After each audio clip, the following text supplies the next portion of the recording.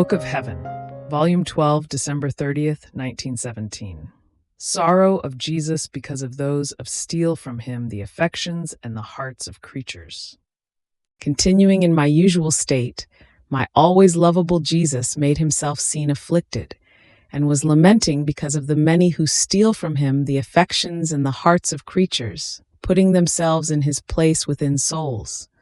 And I said to him, "My love, is this vice so ugly that it saddens you so much?" And he, "My daughter, it is not only ugly, but awful. It is to turn upside down the order of the Creator, putting themselves on top and myself below, and saying to me, I too am good at being God.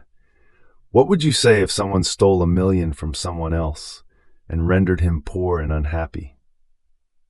and either he should give it back or he would deserve condemnation.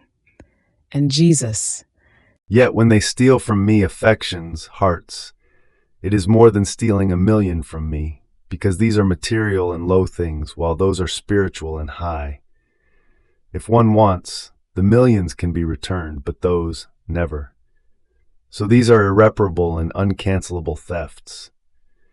And if the fire of purgatory will purify these souls, it will never be able to return and fill the void of one single affection that they took away from me. Yet this is not taken into account. On the contrary, it seems that some go along selling these affections, and they are content only when they find one who buys them to make a purchase of someone else's affection without having any scruple. They have scruples if they steal from creatures, but they steal from me and do not give it a thought. Ah, my daughter, I gave everything to creatures, and I said, take anything you want for yourself, and for me, leave me only your heart. Yet this is denied to me. Not only this, but they steal the affections of others, and this is not only from secular people, but from sacred people, from pious souls. Oh, how many evils they do by certain directions too sweet, by certain unnecessary compliances, by too much listening, using attractive manners. Instead of doing good, it is a maze that they form around souls, and when I am forced to enter into those hearts, I would rather flee, seeing that the affections are not mine, the heart is not mine. And this, from whom? From one who should reorder souls in me. On the contrary, he has taken my place, and I feel such nausea that I cannot adapt to being in those hearts. But I am forced to stay until the accidents are consumed. What a slaughter of souls! These are the true wounds of my church. This is the reason for so many ministers being snatched from churches. And no matter how many prayers they say to me, I do not listen. There are no graces for them.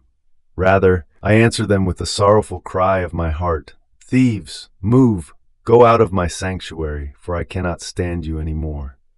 I remained frightened, and I said, "Placate yourself, O Jesus.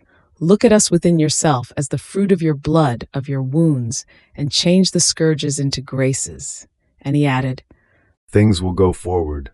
I will humiliate man to the dust, and various sudden and unexpected incidents will continue to occur to confound man even more.